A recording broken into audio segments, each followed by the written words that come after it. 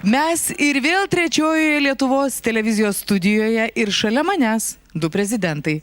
Prašau jūsų nesuglumti dėl tokio mano pasakymo. Taip, tai yra 2 kadencijas mums vadovavęs gerbiamas prezidentas Valdas Adamkus ir Užupio Respublikos prezidentas Romas Lileikis, kurie turbūt pagal savo išgalės ir galimybės vieni ir kiti, kaip išmanydami, rėmė Gruzijos tautą.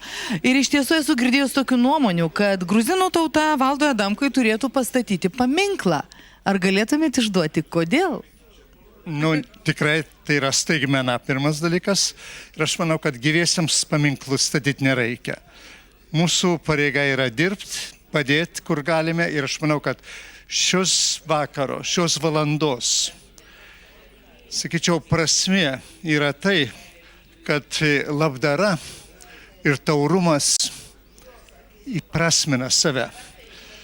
Ir šiais metais į Lietuvos žmonės kreipėmės ne kartą dėl Lietuvos vaikų bėdų, dėl ligonių ir buvo labai dosniai atsiliepta. Šiandien be galo džiaugiuosi, kad šita akcija neišskiria nei tautybių, nei įsitikinimų, nei religijų.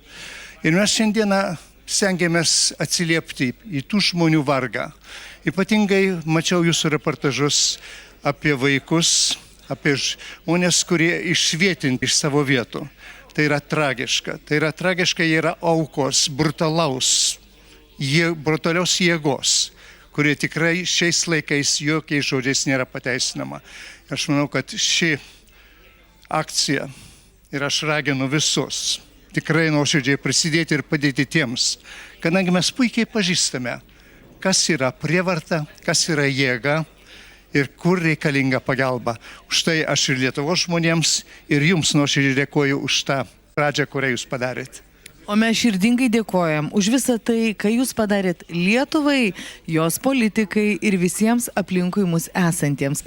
1406 auka 5 litai, 1407 auka 10 litų ir galimybė pasikalbėti su nuostabiausiais Lietuvos žmonėmis, jeigu to pageidaujate. Tik dar kartelį įspėju, jeigu bandysite skambinti keletą kartų, žinokite, kad kiekvieną kartą paskambinę prarasite 10 litų. Prarasite arba paaukosite, nelygų kaip tai traktuojate.